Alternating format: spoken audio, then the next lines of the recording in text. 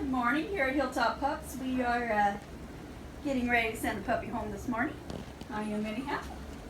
And wanted to just show you a few things that are included with the puppy when it goes home. You get a gift bag, doggy bag, from Hilltop Pups. In here you have all about the health insurance. You get 2 months of free health insurance.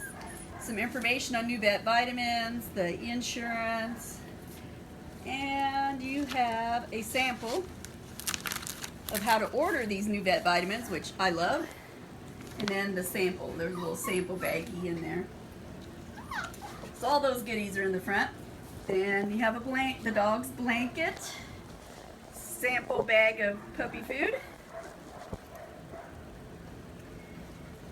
Okay, then you get a variety, and the variety of toys is not always the same. You've got the chew rope that they like to play with, the ball so they can learn fetch, squeaky toy, and then some kind of bigger stuffed animal. We have frogs, teddy bears, monkeys. So it's whatever I can find at the time when I'm eating them. You have a doorbell, so they can learn the doorbell. That usually by 2 or 3 weeks they get a good hang of that.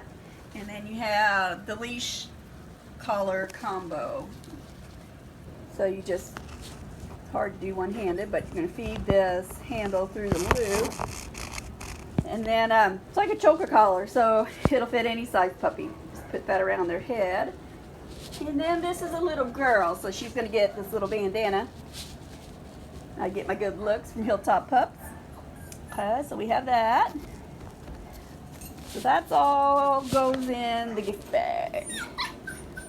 And then there's paperwork. Lots of paperwork. So, it takes me a little while to get prepared. Got my information in here, and then I always add a few business cards so they can give out to other people, because of course you're always going to be asked, where'd you get your beautiful puppy from? You have coupons here, and some of them are like $8. And then depending on the breed, it's going to tell you what type of food to feed. This one is a bigger one, so he is all breed chicken. So he's a standard size. And then you got the small breed. And this is actually what I start all my puppies out on, because they're, when they're very small at 3 and 4 weeks old, and they're little tiny morsels. So that is what I'm sending the puppy home with. But they can just hop on over here to the all breed without a month-long transitional period that you would normally do with food changes, because it's all the same formula, it's just different size morsels. And then you're going to get the application, and this is all prepaid for the microchip. So the puppies are already microchipped, and then you just follow the directions to go on PetLink and file the numbers and your personal information on the microchip.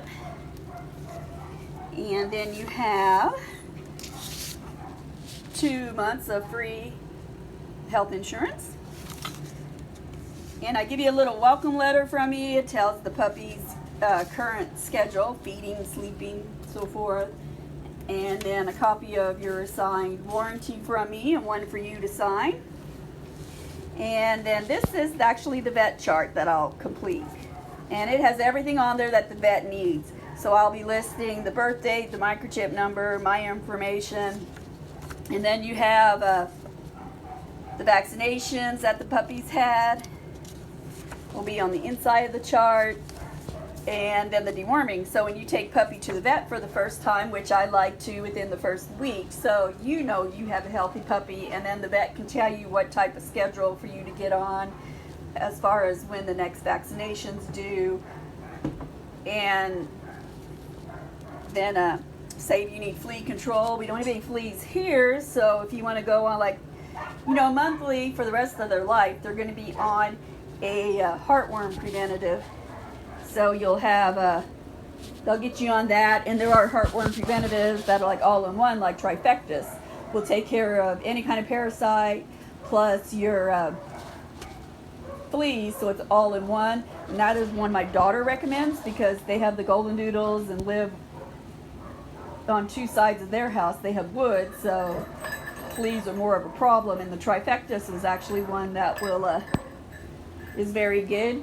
And then if you need something stronger than that, I would recommend going to the Seresto collar. And that I have a friend who has a log cabin in a woods, and she has to do the Seresto for flea and tick control.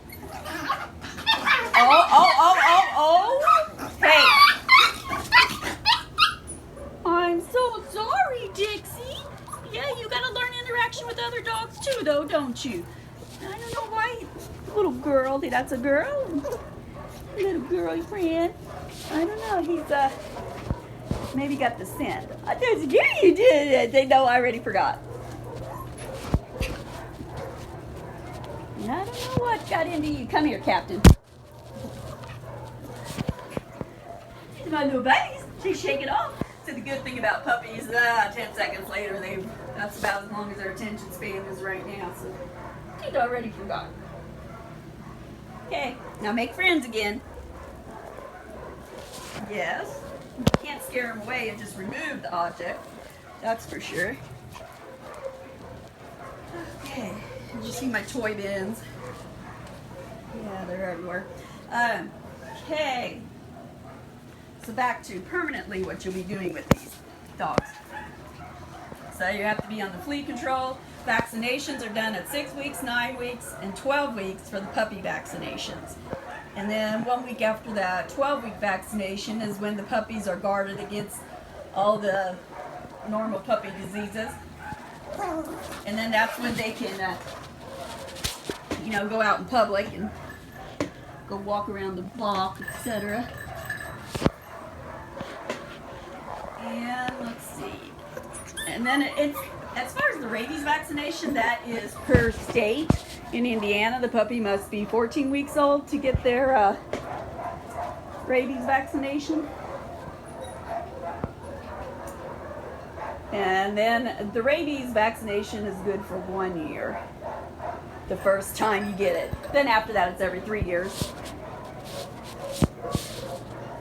So as far as taking puppy home, if you have a long drive, it's a good bonding time. So I like to travel with the puppy on the seat next to me so they can get used to all your smells, and they're pretty comfortable with you by the time they get home.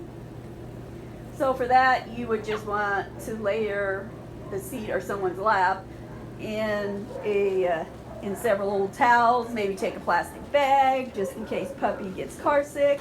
I like to take the puppy away from their food and water about 3 hours prior to travel. That's what we're doing right now. I have them in here so that they travel better on an empty stomach.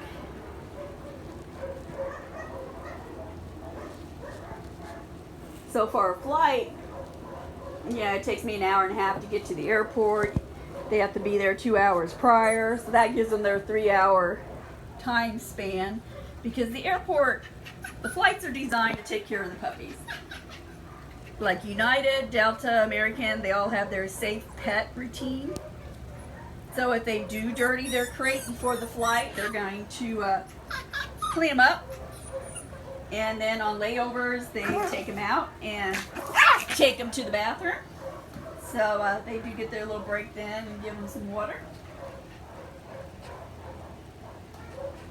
And whenever I send them on to their flight, what I do is I send their blanket with them and the bag of food.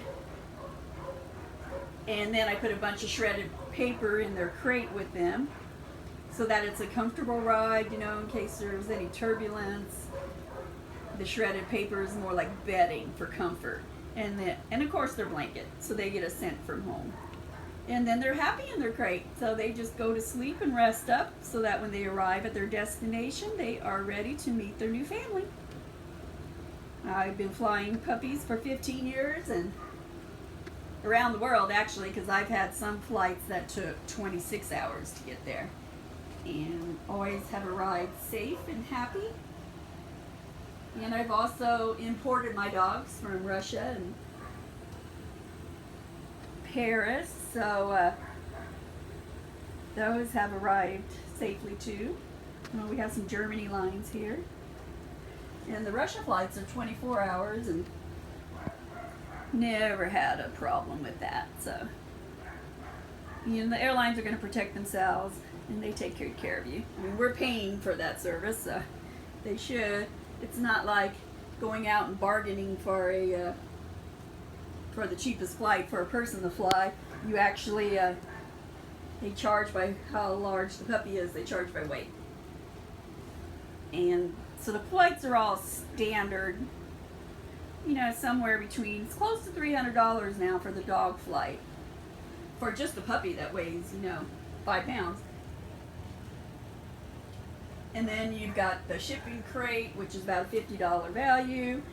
And then you also have to have a health certificate from your veterinarian that states the puppy's been inspected and is completely healthy and able to fly. So that's another $50. So our flights here are $400. I think, you know, and then I have the gas money to get to the airport. So I just keep my flights at $400 because I just hate to go any higher. You know, you're spending so much on these puppies already. So sometimes I think I might make a couple of dollars when I go to the airport, and sometimes I may lose up to $100.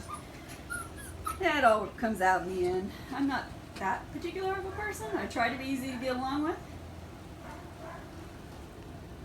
I knew some breeders that they would send you the invoice for everything, and then you had to pay the total amount, you know, whatever the vet cost and the crate cost and the flight cost, and oh, that was just too time consuming and confusing for me, so I just went to the flat rate. A lot easier. So that's Dixie and Duster. Dixie's getting ready to go home, aren't you, baby?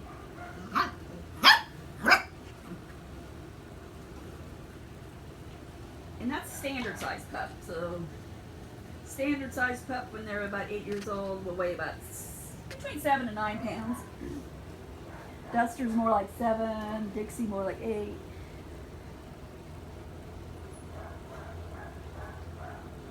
Beautiful coats. This one's the wavy to curly. It's going to be a nice full shaggy coat. Well, Dixie's got some curl to her, but she is playing in the corner. Come here, Dixie. Come on. You gotta focus. See? Curly coat. Side by side, you can kind of see the difference. So the curl makes just more of a fluffy coat. You know, the hair is going to stick up more, like a poodle. Although, I mean, she's going to have big, loose, shaggy, wavy curls. It's going to be nothing like a poodle. Poodles have the tighter, kinkier curl. Where Duster here will have more of a, no, I don't want to say flat, it's still shaggy, it's just a little bit more maybe laid to one side or the other.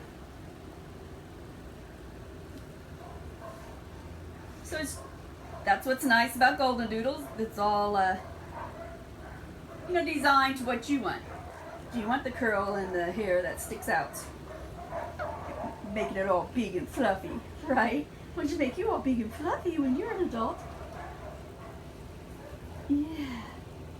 Or do you like just the shag and the wavy coat? Are you more of a Golden Retriever fan or a Poodle fan? You know, and I'm always asked, do they look like a Poodle or do they look like a Golden Retriever? I really don't think either one of them looks like a Golden Retriever or a Poodle. Maybe in body stature, but you know, the coat doesn't remind me of either. But the Golden Retriever is very flat. A Poodle, look at this Poodle. Look how curly his fur is. Curls, curls, curls. And that's red Poodle, and a red and a brown Poodle have this softer, flatter curls, but they're still these kinky curls. It's just very soft and flat because they have a softer coat. And that's why I only breed with the red or apricot Poodles, because their fur is softer. You know, when you look at the Poodle in the show ring, they're going to be black or white, and that's because their fur is coarser and they can actually stand up to those haircuts with the poofy hair sticking straight up, where the red color is softer